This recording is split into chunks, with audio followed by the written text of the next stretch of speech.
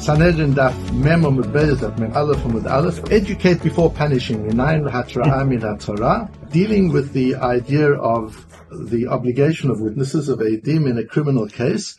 Eidim in a criminal case have a much greater part to play than merely observing what happened and reporting. They have an obligation to observe what happens, but before they observe what happened, they have to do hatraa, which means they've got to warn the potential accused of the wrongness of what he's doing, of the wrong of what he's doing, and the implications, the consequences of what will happen if he does do it. And then, if within 4 seconds the accused does it, then they observe, they come to Beis Din and they report, and once the judgment is given, they execute, they carry out the execution as well, so they're involved in the whole process. We're going to focus on the hatra'ah. This law, this din in the Torah, that they have to give hatra'ah, they have to warn the accused of what they're doing and what the consequences are of what they're doing.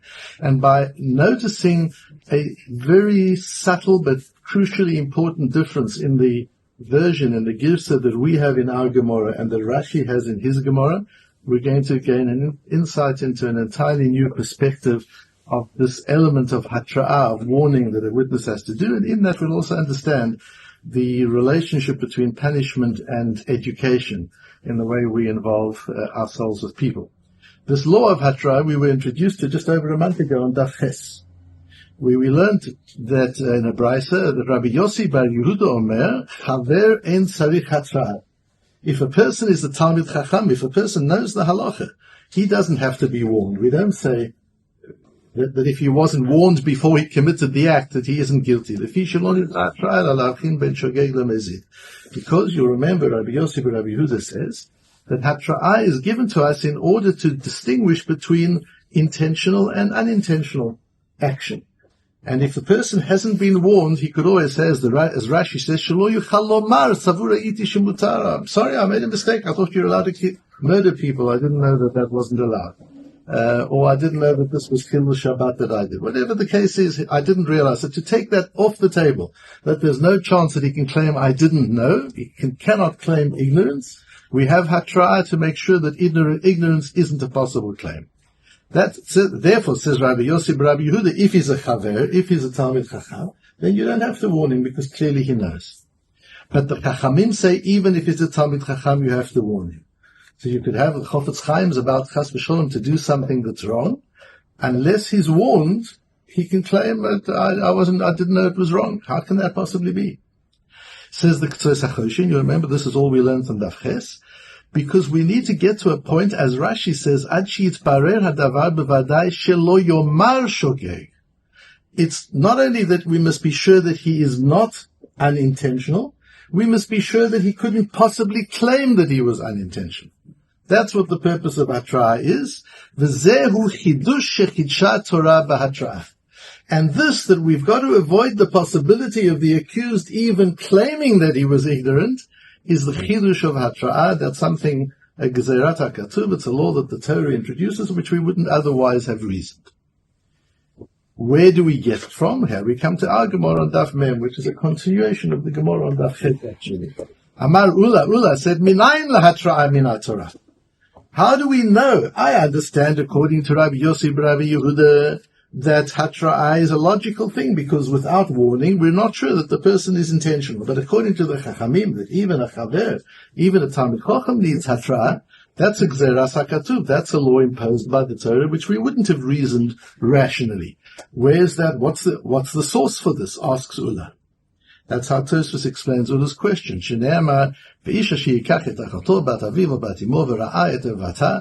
a man is about to commit incest with his sister, and the word uses v'ra'ah et ervata, and he sees her nakedness. Why are we talking about seeing? This has got nothing to do with seeing. This is an action we're talking about. Why is the word see introduced? Ela ad sheyaruhu ta'amo shel davar. Until they've explained to him the reason why he would be guilty if he did this, he's not held responsible in the sense that a human court, a Beis Din, can affect a judgment on him. That's our Gemara, that's where we learn it from. And it's the way the Tosfos understands it. So according to the Chachamim, if we know that the man is a learned man, you don't need hatraa. Why not? Because the purpose of hatraa is to distinguish between shogeg and mezid, so it would be that both Rabbi Yosef, Rabbi Yehuda, and the Chachamim hold that the purpose of hatraa is to distinguish between intentional and unintentional, and therefore Rabbi Yosef, Rabbi Yehuda says if he's a chaver, if he's a knowledgeable person, he doesn't need hatraa. The Chachamim still say he still needs hatraa. Why? Why does he still need hatraa? We can ask a second question. There's something else that was troubling me about the din of hatraa. What happens if a man is not a Talmud Chacham? A man's an Amaretz, and he's about to commit an Avera. He's about to light a fire on Shabbos. And he says, I know I'm not a Talmud Chacham, he says to everybody standing around. But I do know that you're not allowed to light a fire on Shabbos. And I do know that it's a capital offense if I do. And nevertheless, I'm going to do it. And two Eidim watch, two Eidim see this. Is that called like a chaver? Is that the din of a chaver? Because at least that law he knew. Or isn't he? It says the Tel Zerov, and we learned the Tel Zerov together back on Daf Ches. No, he would not. That still is not hatraa. Because the Tel Zerov learns that according to the Chachamim, there are different levels of mindfulness, different levels of intentionality. A person can be fully intentional, a person can be partially intentional, a person can be unintentional. It's a spectrum. And there's a very, very narrow and fine space at the end of the spectrum, where even though simply you would say this person knows what he's doing, from the perspective of the Torah, it's not enough of an understanding of what he's doing. And that's why it explains the Tel Zerov, it has to be within 4 seconds. What does it mean within 4 seconds? Surely, if the Eidim sit down with this man and they explain to him, they show him the psukim, Lo tavaru eish, you're not allowed to burn a fire. And if you do, there's a death sentence. And we will report you to Beis Din and you will be put to death. And he says, okay, I get it. And he sits there, waits for 4 seconds, and then he goes and lights the fire. What are we going to say? Now he doesn't know the din anymore? He forgot after 4 seconds? Explains the Tel Zerov, there's a different level of knowing something in the moment when you're being given the full drama of what could happen, and a few minutes later. In the days when people used to smoke cigarettes, in some parts they still do, and there used to be the Surgeon General's warning on the box, people would look at the Surgeon General's warning, and then a few seconds later they would light their cigarette. But you don't look at it and light your cigarette while you're reading the Surgeon General's warning. A few seconds later, it's already calmed down. You don't feel it as much. Explains the Tel Zerov, the Torah tells us that the level of intentionality has to be total. It has to be absolute. Any slight, even though you're a Talmid Chacham, you still have to be warned, is the way that the Tel Zerov learns it. And therefore the idea of a chaver, as I understand it then, the word chaver, even chaver as a friend, why do we say chaver as a friend and chaver is a Talmid Chacham? Chaver comes from the word chibur, to be connected. Two friends are connected. That's a chibur. A chibur, it's a connection, that's a friendship. A chaver is somebody who's connected to the Torah. If you're a friend with somebody, you're not a friend with them only when you're having coffee. You're not a friend with them only when you're talking to them or texting them. You're a friend all the time. They're on your mind, they're in your mind, they're present with you all the time. That's what chibur, that's what connection means. A chaver is connected to the Torah all the time. So we're sure when a chaver commits an avera, at the moment of committing the avera, he's connected to the Torah, he knows what he's doing. If he's an Amaretz, even if he says, I know the halacha, yes, you know, but you're not a chaver, you're not connected to it. There's a difference between knowing something and being connected. And it's something important for us all to understand, that our obligation is to become chaverim, to become connected with Torah. The Torah is part of our lives all day, all night, no matter what's going on. We are connected. There's a chibur. That's what a chaver is. And if it's a chaver, says Rabbi Yosef, Rabbi Yehuda, he doesn't need hatraa because he's connected. The Chachamim say even then he needs hatraa. Why? Because, as the Tel Zerov explains, the level of intentionality needed. And since we learnt that on Daf Ches, although that the Tel Zerov, the Shir Das, is magnificent, it's beautiful psychologically and spiritually and halachically, it's just a beautiful piece of writing, as all of his essays are, it still feels very far-fetched. That a chaver, you take a Talmid Chacham, a Rosh Yeshiva, a Posek, who's doing something wrong, and hatra'ah makes the difference? If you don't give him hatraa, he doesn't have enough intentionality. If you give him hatraa, he has enough intentionality. Is there really a difference between the level of intentionality that a Talmid Chacham has, whether or not he's been warned 4 seconds before? It's very, very difficult. So I've wondered to myself, Is it possible that the law of Hatra'ah is a different thing altogether? It's not about the intentionality of the accused. Although that's what Rabbi Yosef Rabbi Hanina says, Lavchin ben shogeg lemezid, that's according to Rabbi Yosef Rabbi Yehuda. Rabbi Yosef Rabbi Yehuda understands, it's completely logical. He says if it's a Talmud problem, you don't need Hatra'ah because there isn't a difference between knowing it because you've learned it for 50 years in yeshiva or somebody warned you 4 seconds before. There's no difference in the knowing. The problem is the Chachomim. The Chachomim who say even a Chavera has to be warned. There we have the difficulty. Is it possible the reason a Chaver has to be warned is not to establish the intentionality of the Chaver? That's a din of Rabbi Yosef Rabbi Yehuda. According to the Chachomim, there's a different principle altogether in Hatra'ah. And that is in the role of an aid. That an aid, a witness, cannot bring somebody to judgment and execute him if he hasn't first attempted to educate him. It's a law in aiders. What is an aid? What is a witness? A witness is not just a cold clinical observer of a situation. We require the aid, we require the witness to engage with the accused, to have conversation with the accused. You don't just stand there in the background, hiding behind the wall saying, I'm going to catch this guy out. I'm going to wait until he lights the fire, and then I'll pounce on him, and I'll report him to Beit Din. That way I can get him executed. I've been dying to have him executed for months. That's the way to do it. That's not what an aid is. An aid says, oh my goodness, this person's about to light a fire on Shabbos. What can I do to stop this? Person's about to get into his car and drive off on Shabbos and drive out of the Tchum. What can I do to stop this? How can I get involved? How can I engage? The Torah wants him to be engaged. That's the din of Hatra'ah. That's why it's called Hatra'ah. You've got to warn him in such a way that you hold him back, that you restrain him, that he doesn't do it because you've managed to educate him in that moment and to give him a sense of understanding of the severity of what he's going to do to the point where he pulls back and he doesn't do it. Then you've been successful. When is an aid successful? I might think a witness is successful. If you ask a district attorney office in the United States, when do you consider your case as successful? Or when do you consider a witness as being a successful witness? If we were able to convict him, that's a successful witness. But not according to the Chachomim and the Torah. A successful witness is, I was able to stop him committing a crime. That's an aid. That's a successful witness. And what happens if I try? I say, you can't do this. If you do this, you're going to be guilty of death and I'm going to report you. And then I wait 4 seconds and I say it again and again and again. And because the only way you can say it within 4 seconds of committing the crime is if you repeat it over and over again. So the witness is standing there talking and talking and talking and trying to persuade this person not to do it, trying to terrify the person into not doing anything to get this person not to do the Avera.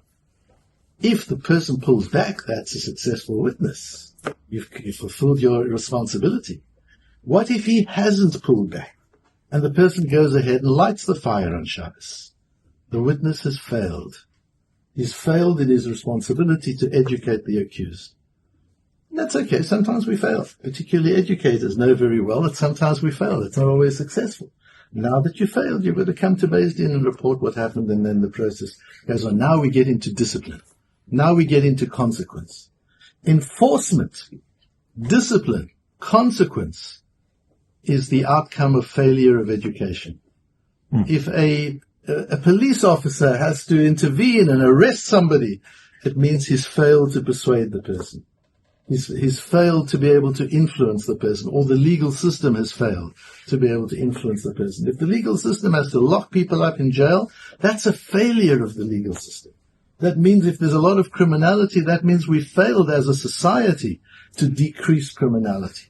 And it's a part of our failure that we've got to put people in prison, or we've got to fine people, or we've got to even execute people where that applies. That's a failure. And there's certain things to do when there's failure.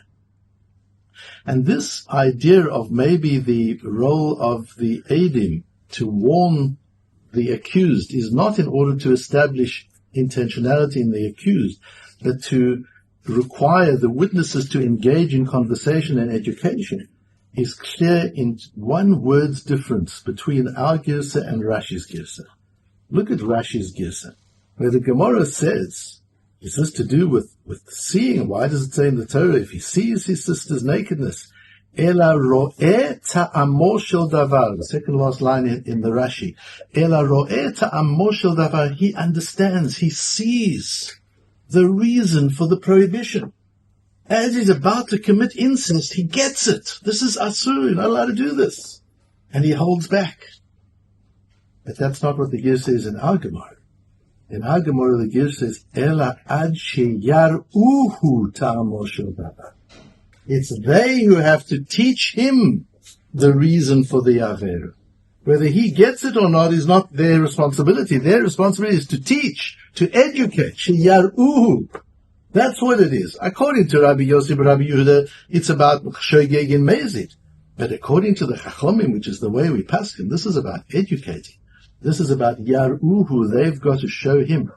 And we understand from that, not only in the case of technical edus, but in many cases, by understanding the Gemara in this way, which resolves some of the issues that are raised by some of the Achronim on the Gemara and on the Tosfos. But more important for us is to understand that we too can't stand on the outside, on the periphery, in judgment of others.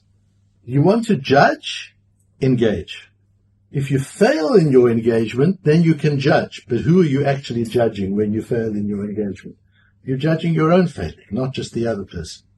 And whether we're talking about in Israel, and we're talking about the rift between those who keep the Torah and those who are chilonim, those who are secular people. The religious people can't just stand on the side and look and point fingers and make judgments. Engage. Educate. And if you've been unable to educate, then acknowledge your failure as an educator, because we're all educators. And then there are things to do. What do? We fail to educate. What do we do? What is the next line of defense of our faith? And the same in the United States, not only with Jewish people, the big divide between people of faith and people who are liberal and secular in the United States. The people of faith shouldn't just stand there and point fingers and say, look at these people who don't have faith, who don't believe in God, or whatever. What have we done to engage with those people? What have we done to promote the idea of belief in God and observance of Torah, whether as Jewish people or as non-Jewish people as well? That is the first step of judgment, is education. And whenever we find ourselves judging, whether it's judging because by the way we talk to others about people, or it's about the conversation that goes on in our own head, which takes place all the time, where we're judging things that other people do or don't do, just pause for a moment and let's ask ourselves, I'm judging somebody. Have I engaged with that person? Have I entered into conversation with that person? Have I made an effort to educate that person? If I have and I've failed, then I've failed and now I can judge. But if I haven't even made an attempt to educate the person, I'm not in a position to judge. And so before we judge, which we do all the time, let's become a little bit better at noticing the opportunity to engage, to have conversation, and possibly to change the way people respond as a result of the conversations we've had.